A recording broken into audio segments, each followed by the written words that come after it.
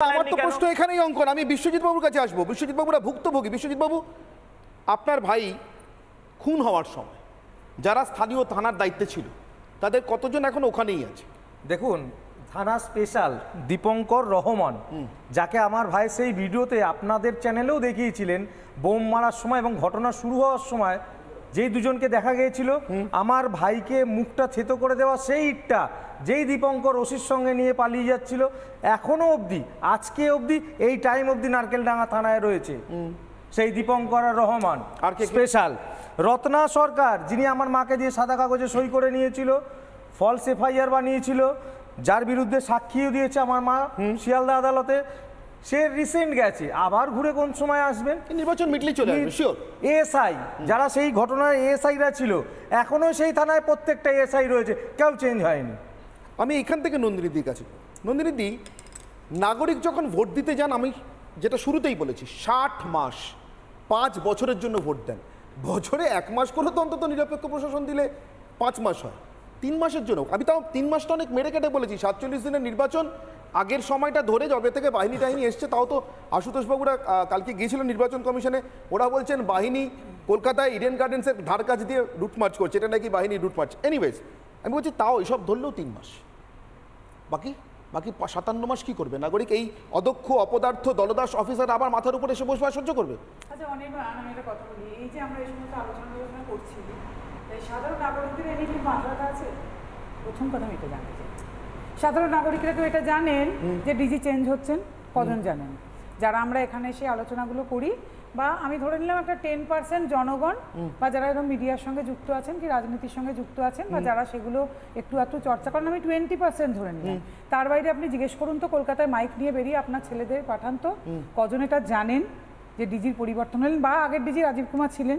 না নন্দিনীদি, কি করে জানবেন? ধরুন রাজীব কুমার নির্বাচন এলে বদলি হন আর 3 মাস পরে ফিরে আসেন, এটা তো এখন ট্র্যাডিশনের আছে। আমার কথাটাই বুঝতে পারছেন না। হ্যাঁ, ওই জন্য মানুষের খবর রাখেন না, বীতশ্রদ্ধ হয়ে গেছে। মানে না না না না না, আমাদের সাধারণ জনগণের এটুকু জানার আগ্রহ পর্যন্ত নেই যে আমাদের এখানে ডিজি কে, সেটা পরিবর্তন হচ্ছে কিনা, বা এক্স্যাক্টলি কি সিস্টেমে আমাদের রাজ্য চলে। এবং এটা তো অনেক পুরনো সত্য যে আপনারা নিজেরা যদি এই কার্যটায় অংশগ্রহণ করতে না চান, তাহলে আপনাদের থেকে নিম্ন মেধা, নিম্ন স্তরের লোকজন দ্বারা আপনারা শাসিত হবেন। আমরা তো আমাদের ছেলে মেয়েদের সবসময় চেষ্টা করছি এর থেকে বাঁচিয়ে নিয়ে মোটামুটি একটা ডাক্তার ইঞ্জিনিয়ার তৈরি করে দেশ থেকে বার করে দেবো।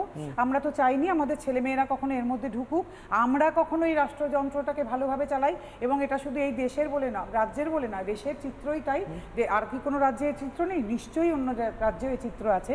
আমরা তো চাইনি আমাদের পরবর্তী প্রজন্ম এর মধ্যে অংশগ্রহণ করুক, আমরা এর মধ্যে থেকে সিস্টেমটা বদলাতে চাই।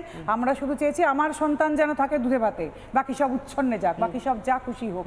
তার ফলে আজকে তো আমাদের এটাই প্রাপ্য না?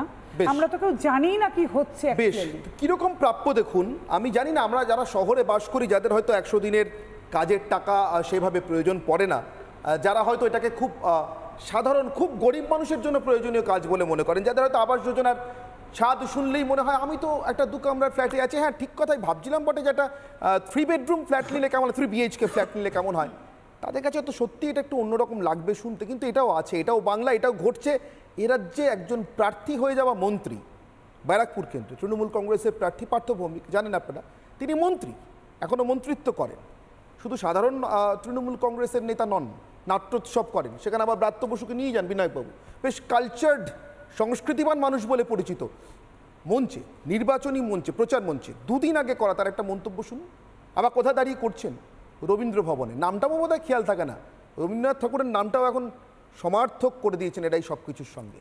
রবীন্দ্র ভবনে দাঁড়িয়ে, মানে কোথায় দাঁড়িয়ে বলছি সেটাও খেয়াল থাকেন, রবীন্দ্রনাথ ঠাকুরের নামাঙ্কিত একটি ভবন, সেখানে দাঁড়িয়ে নির্বাচনী সভাই না হয় হলো, না হয় তৃণমূলই হলো, তাও এটা বলতে হবে। কি বলেছেন একবার শুনুন। এই যে এনআরজিএস এর টাকা দিচ্ছে না, বাড়ির টাকা দিচ্ছে না। আচ্ছা, পঞ্চায়েতের জন্য একটা ঘোষণা আছে, আজকেই সাংসদ অভিষেক বন্দ্যোপাধ্যায় বলেছে যে এটা আমাদের ঘোষিত নীতি, যে পঞ্চায়েত এই নির্বাচনে তৃণমূল কংগ্রেসকে জেতাবে সেই পঞ্চায়েতে আবাস যোজনার সমস্ত টাকা এই ডিসেম্বরের মধ্যে মমতা ব্যানার্জি দিয়ে দেবে। অতএব পঞ্চায়েতগুলোর মধ্যে প্রতিযোগিতা হোক। এই মন্তব্যটা করার পর, এই ভয়ঙ্কর সংবিধান বিরোধী মন্তব্যটা করার পর, অর্থাৎ একদিকে এরা বলে যাচ্ছে টাকা নেই, কেন্দ্রীয় সরকার নাকি টাকা দিচ্ছে না, অন্যদিকে বলছে তৃণমূলকে লিড দিলে যে পঞ্চায়েত লিড দেবে, যে পঞ্চায়েত থেকে তৃণমূল এগিয়ে থাকবে এই পার্থবাবুকে ভোট দেওয়ার জন্য, সেই পঞ্চায়েতে ডিসেম্বর মাসের মধ্যে আবাস যোজনার কাজ কমপ্লিট হয়ে যাবে। অর্থাৎ স্পষ্ট কতটা মিথ্যে বলে। ছেড়ে দিলাম আমি টাকার অঙ্কে যাচ্ছি না, কে টাকা দিচ্ছে কে দিচ্ছে না, এই শর্তে কোথাও ভোট চাওয়া যায়? কোনো সুস্থ স্বাধীন দেশের গণতান্ত্রিক নাগরিকের শর্তে ভোট চাইতে পারেন? আমি বিশ্বজিৎবাবুরা ভুক্তভোগী। বিশ্বজিৎবাবু, আপনার ভাই খুন হওয়ার সময় যারা স্থানীয় থানার দায়িত্বে ছিল তাদের কতজন এখন ওখানেই আছে? দেখুন, থানা স্পেশাল দীপঙ্কর রহমান, যাকে আমার ভাই সেই ভিডিওতে আপনাদের চ্যানেলেও দেখিয়েছিলেন বোম মারার সময় এবং ঘটনা শুরু হওয়ার সময় যেই দুজনকে দেখা গিয়েছিল, আমার ভাইকে মুখটা থেতো করে দেওয়া সেই ইটটা যেই দীপঙ্কর ওসির সঙ্গে নিয়ে পালিয়ে যাচ্ছিল, এখনো অবধি আজকে অবধি এই টাইম অবধি নারকেলডাঙ্গা থানায় রয়েছে সেই দীপঙ্কর রহমান। আর স্পেশাল রত্না সরকার, যিনি আমার মাকে দিয়ে সাদা কাগজে সই করে নিয়েছিল, ফলস এফআইআর বানিয়েছিল, যার বিরুদ্ধে সাক্ষীও দিয়েছে আমার মা শিয়ালদা আদালতে, সে রিসেন্ট গেছে, আবার ঘুরে কোন সময় আসবেন? নির্বাচন মিটলেই চলে আসবে শিওর। এএসআই যারা সেই ঘটনায় এএসআইরা ছিল এখনো সেই থানায় প্রত্যেকটা এএসআই রয়েছে, কেউ চেঞ্জ হয়নি।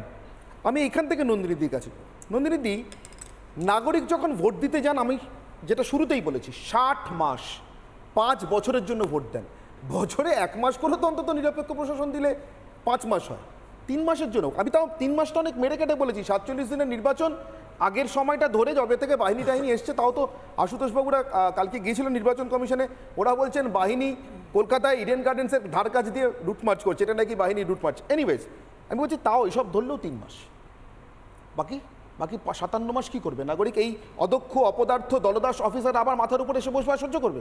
আচ্ছা, আমি একটা কথা বলি, এই যে আমরা এই সমস্ত আলোচনা করছি, এই সাধারণ নাগরিকদের এনে কি মাথা ব্যথা আছে? প্রথম কথা আমি এটা জানতে চাই, সাধারণ নাগরিকরা তো এটা জানেন যে ডিজি চেঞ্জ হচ্ছেন? কজন জানেন? যারা আমরা এখানে এসে আলোচনাগুলো করি, বা আমি ধরে নিলাম একটা 10% জনগণ, বা যারা এরকম মিডিয়ার সঙ্গে যুক্ত আছেন কি রাজনীতির সঙ্গে যুক্ত আছেন, বা যারা সেগুলো একটু চর্চা করেন, আমি 20% ধরে নিলাম। তার বাইরে আপনি জিজ্ঞেস করুন তো, কলকাতায় মাইক নিয়ে বেরিয়ে আপনার ছেলেদের পাঠান তো, কজন এটা জানেন যে ডিজির পরিবর্তন হলেন, বা আগের ডিজি রাজীব কুমার ছিলেন? না নন্দিনীদি, কি করে জানবেন? ধরুন রাজীব কুমার নির্বাচন এলে বদলি হন আর 3 মাস পরে ফিরে আসেন, এটা এখন ট্র্যাডিশনের রাজ্য। আমার কথাটাই বুঝতে পারছেন না। হ্যাঁ, ওই জন্য মানুষের খবর রাখেন না, বিতশ্রদ্ধ হয়ে গেছে। মানে না না না না না, আমাদের সাধারণ জনগণের এটুকু জানার আগ্রহ পর্যন্ত নেই যে আমাদের এখানে ডিজি কে, সেটা পরিবর্তন হচ্ছে কিনা, বা এক্স্যাক্টলি কি সিস্টেমে আমাদের রাজ্য চলে। এবং এটা তো অনেক পুরনো সত্য যে আপনারা নিজেরা যদি এই কার্যটায় অংশগ্রহণ করতে না চান, তাহলে আপনাদের থেকে নিম্ন মেধা, নিম্ন স্তরের লোকজন দ্বারা আপনারা শাসিত হবেন। আমরা তো আমাদের ছেলে মেয়েদের সবসময় চেষ্টা করছি এর থেকে বাঁচিয়ে নিয়ে মোটামুটি একটা ডাক্তার ইঞ্জিনিয়ার তৈরি করে দেশ থেকে বার করে দেবো। আমরা তো চাইনি আমাদের ছেলে মেয়েরা কখনো এর মধ্যে ঢুকুক, আমরা কখনো এই রাষ্ট্রযন্ত্রটাকে ভালোভাবে চালাই। এবং এটা শুধু এই দেশের বলে না, রাজ্যের বলে না, দেশের চিত্রই তাই। আর কি কোনো রাজ্যের চিত্র নেই? নিশ্চয়ই অন্য রাজ্যের এই চিত্র আছে। আমরা তো চাইনি আমাদের পরবর্তী প্রজন্ম এর মধ্যে অংশগ্রহণ করুক, আমরা এর মধ্যে থেকে সিস্টেমটা বদলাতে চাই। আমরা শুধু চেয়েছি আমার সন্তান যেন থাকে দুধে ভাতে, বাকি সব উচ্ছন্নে যাক, বাকি সব যা খুশি হোক। তার ফলে আজকে তো আমাদের এটাই প্রাপ্য না? আমরা তো কেউ জানি না কি হচ্ছে। বেশ, কিরকম প্রাপ্য দেখুন, আমি জানি না, আমরা যারা শহরে বাস করি, যাদের হয়তো 100 দিনের কাজের টাকা সেভাবে প্রয়োজন পড়ে না, যারা হয়তো এটাকে খুব সাধারণ, খুব গরিব মানুষের জন্য প্রয়োজনীয় কাজ বলে মনে করেন, যাদের হয়তো আবাস যোজনার ছাদ শুনলেই মনে হয় আমি তো একটা 2 কামরার ফ্ল্যাটে আছি। হ্যাঁ, ঠিক কথাই ভাবছিলাম বটে, যেটা 3 বেডরুম ফ্ল্যাট নিলে কেমন, 3 BHK ফ্ল্যাট নিলে কেমন হয়, তাদের কাছে তো সত্যি এটা একটু অন্যরকম লাগবে শুনতে। কিন্তু এটাও আছে, এটাও বাংলা, এটাও ঘটছে। এ রাজ্যে একজন প্রার্থী হয়ে যাওয়া মন্ত্রী, ব্যারাকপুর কেন্দ্রে তৃণমূল কংগ্রেসের প্রার্থী পার্থ ভৌমিক, জানেন আপনারা, তিনি মন্ত্রী, এখনও মন্ত্রিত্ব করেন। শুধু সাধারণ তৃণমূল কংগ্রেসের নেতা নন, নাট্যোৎসব করেন, সেখানে আবার ব্রাত্য বসুকে নিয়ে যান বিনায়কবাবু, বেশ কালচার্ড সংস্কৃতিবান মানুষ বলে পরিচিত। মঞ্চে, নির্বাচনী মঞ্চে, প্রচার মঞ্চে 2 দিন আগে করা তার একটা মন্তব্য শুনুন। আবার কোথায় দাঁড়িয়ে করছেন? রবীন্দ্র ভবনে। নামটাও বোধহয় খেয়াল থাকে না, রবীন্দ্রনাথ ঠাকুরের নামটাও এখন সমার্থক করে দিয়েছেন এটাই সব কিছুর সঙ্গে। রবীন্দ্র ভবনে দাঁড়িয়ে, মানে কোথায় দাঁড়িয়ে বলছি সেটাও খেয়াল থাকেন, রবীন্দ্রনাথ ঠাকুরের নামাঙ্কিত একটি ভবন, সেখানে দাঁড়িয়ে নির্বাচনী সবাই না হয় হলো, না হয় তৃণমূলই হলো, তাও এটা বলতে হবে। কি বলেছেন একবার শুনুন। এই যে এনআরজিএস এর টাকা দিচ্ছে না, বাড়ির টাকা দিচ্ছে না।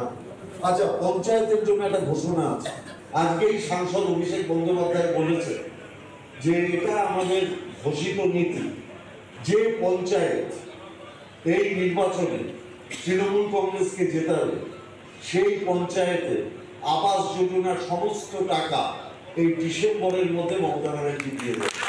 অতএব পঞ্চায়েতগুলোর মধ্যে প্রতিযোগিতা হোক। পৌরসভাও তাই। এই মন্তব্যটা করার পর, এই ভয়ঙ্কর সংবিধান বিরোধী মন্তব্যটা করার পর, অর্থাৎ একদিকে এরা বলে যাচ্ছে টাকা নেই, কেন্দ্রীয় সরকার নাকি টাকা দিচ্ছে না, অন্যদিকে বলছে তৃণমূলকে লিড দিলে যে পঞ্চায়েত লিড দেবে, যে পঞ্চায়েত থেকে তৃণমূল এগিয়ে থাকবে এই পার্থবাবুকে ভোট দেওয়ার জন্য, সেই পঞ্চায়েতে ডিসেম্বর মাসের মধ্যে আবাস যোজনার কাজ কমপ্লিট হয়ে যাবে।